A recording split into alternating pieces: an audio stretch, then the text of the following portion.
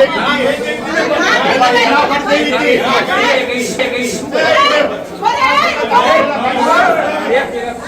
જ્યારે ફોર્મ ભરાશે ત્યારે આવી નારાજગી જોવા મળશે અને ભાજપના ચૂંટાયેલા એક સમયના ચૂંટાયેલા કાઉન્સિલરનો પરિવાર કહી રહ્યો છે ટિકિટ જાહેર થતા જ મોરબી ભાજપમાં મોટો હોબાળો ભાજપના પૂર્વ કાઉન્સિલરની મંત્રી કાંતિ અમૃતિયા સાથે બબાલ। હજુ સુધી તમે અમારી ચેનલને સબસ્ક્રાઇબ નથી કરી તો અત્યારે જ ન્યૂઝરૂમ ગુજરાતને સબસ્ક્રાઇબ કરો, ફેસબુક અને ઇન્સ્ટાગ્રામ પર ફોલો કરો।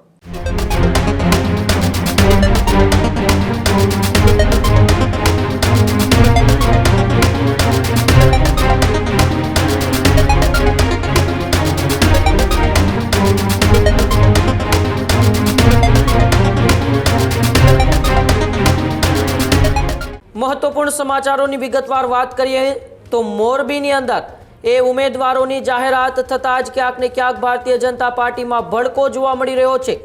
ટિકિટ જાહેર થતાં જ મોરબી ભાજપમાં મોટો હોબાળો ભાજપના પૂર્વ કાઉન્સિલરની મંત્રી કાંતિ અમૃતિયા સાથે બબાલ। ટિકિટ ભરવા સમયે અનોપસિંહ જાડેજાના પરિવારની રકઝક, પરિવારજનોએ અમૃતિયાની હાજરીમાં ભાજપને તરછોડવાનું કહ્યું। અપક્ષ ઉમેદવારી કરવા પહોંચ્યા હતા અનોપસિંહ જાડેજા।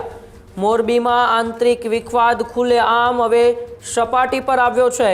વોર્ડ નંબર 6 માંથી ભાજપના કાઉન્સિલર હતા અનોપસિંહ જાડેજા। આમ તો જ્યારથી સ્થાનિક સ્વરાજ્યની ચૂંટણીની જાહેરાત થઈ છે ત્યારથી મોરબી એ ખૂબ ચર્ચામાં છે।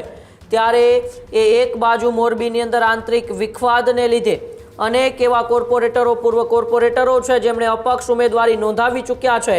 ત્યારે વધુ એક એ વોર્ડ નંબર 6 માંથી જેઓ ભાજપના કોર્પોરેટર હતા અનોપસિંહ જાડેજા છે તેઓને ટિકિટ ન મળતા તેઓએ અપક્ષ ઉમેદવારી નોંધાવવા માટે પહોંચ્યા હતા અને ત્યાં જ એ મંત્રી કાંતિ અમૃતિયા મળી જતા તેમની સાથે બબાલ થઈ હતી।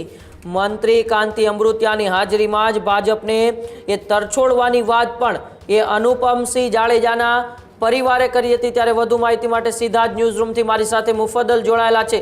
મુફદ્દલ, મોરબીની અંદર આમ તો જ્યારથી એ ચૂંટણીની જાહેરાત થઈ એ પહેલાથી જ ભડકો જોવા મળી રહ્યો છે, આંતરિક વિખવાદ છે મોરબીની અંદર એ ચરમસીમાએ જોવા મળી રહ્યો છે। ત્યારે વધુ એક એવા દ્રશ્યો સામે આવ્યા જેમાં કાંતિ અમૃતિયાની સાથે એ અનુપમસિંહ જાડેજાના પરિવારને બબાલ થઈ છે।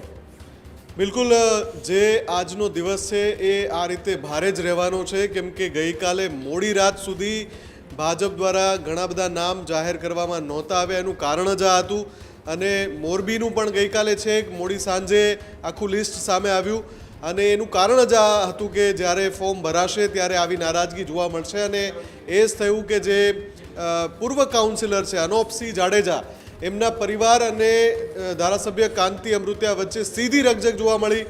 ભારતીય જનતા પક્ષમાં આ પ્રકારની પરિસ્થિતિ જોવા નથી મળતી પણ અત્યારે જે નારાજગી છે એ ચરમસીમાએ છે અને એના કારણે જ ખુલ્લેઆમ ભાજપને તરછોડી દેવાની વાત ભાજપના ચૂંટાયેલા એક સમયના ચૂંટાયેલા કાઉન્સિલરનો પરિવાર કહી રહ્યો છે અને એ હદની રકઝક થઈ રહી છે કે કેટલાક શબ્દો આપણે સંભળાવી ન શકીએ એટલે ત્યાં આપણે બીપ કરવું પડે છે।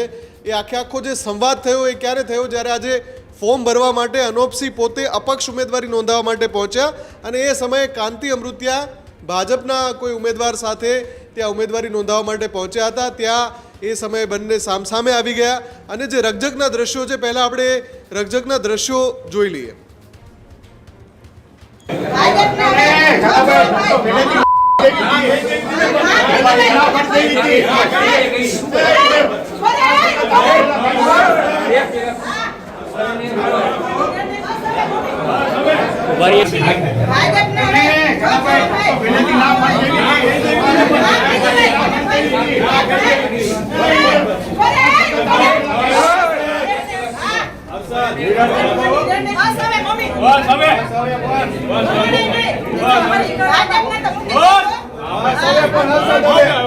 શાંતિ રાખને કઈ શાંતિ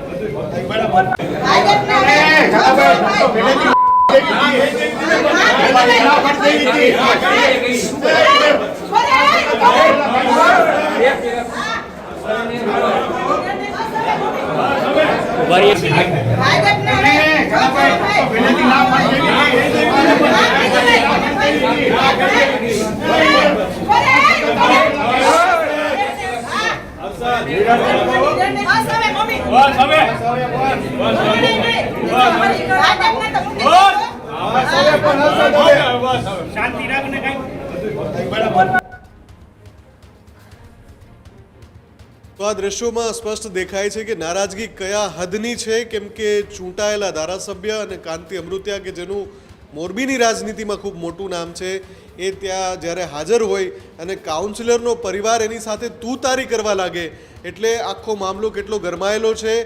અનોપસિંહ જાડેજાએ અપક્ષ ઉમેદવારી નોંધાવી દીધી છે એટલે સીધી ટક્કર તો ત્યાં જોવા મળશે જ, પણ આ જે રકઝકતા દ્રશ્યો છે એ દર્શાવે છે કે છેલ્લી ઘડીની ખેંચતાણ શા માટે થઈ અને શા માટે ભાજપને લિસ્ટ જાહેર કરવામાં આટલું બધું મોડું થયું હતું. હવે અનોપસિંહ જાડેજા જ્યારે અપક્ષ લડી રહ્યા છે ત્યારે અંતિમ પરિણામમાં જનતા કોની સાથે રહે છે તે જોવું રહ્યું. પણ ફરી એકવાર આપણે એ રકઝકના દ્રશ્યો ફરી એકવાર દર્શકોને બતાવી દઈએ.